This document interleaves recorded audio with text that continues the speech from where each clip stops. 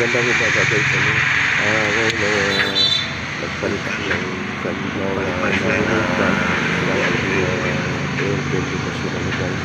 Bali yung dati naka-install dito kasi guys ay hindi na siya nag-i-open dapat kasi pag nilaglag muna ng 5 piso ay mag-open itong ma-energize yung ating solenoid bulb. So hindi na nga siya nag-open trace talaga na yun ang problema guys, yung solenoid bulb. So pinalitan natin ng bago yan pinlit natin guys na solenoid bulb yan kasi ang nag-open and close sa hangin galing sa ating compressor. So guys, maraming salamat sa inyong distribution guys.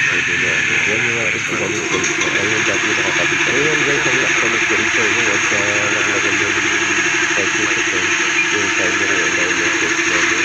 So ibig sabihin yan, na-emergency pa rin natin sa